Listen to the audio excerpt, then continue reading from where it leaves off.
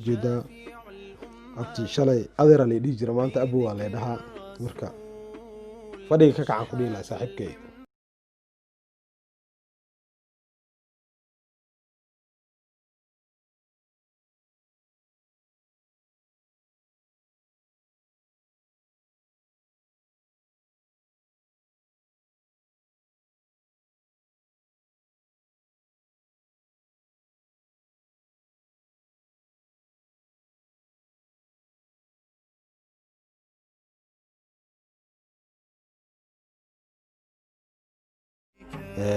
waxaan rabaa inaan maanta sharaxo saliidii timaha soo dhalinaysa idin sheegaya hadda kahor idin soo gudbiyey qaabka loo isticmaalo inaan idin sharaxaan rabaa insha Allah hadduu Ilaahay ka raali noqdo.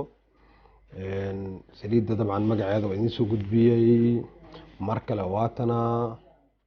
saliiddan waqti badan uma baahno, waxay u baahan tahay oo kaliya daba joog adiga muddo ugu badnaan 4 bilood.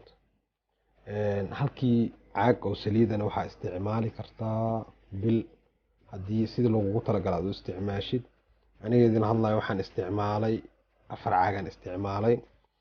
sawiradeedana idin tusi doonaa insha Allah. haddana waa ujeedin tinteeda siday tahay.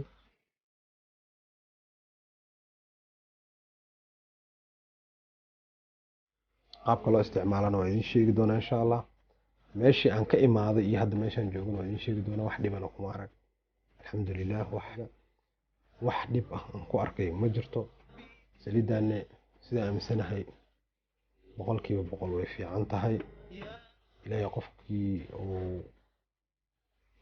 qofkii dadaalo ilaahayna la jiro dabcan waa usoo bixaysaa tintiisa insha Allahna sidaasaan idin rajeynaa hadduu Ilaahay ka raali noqdo.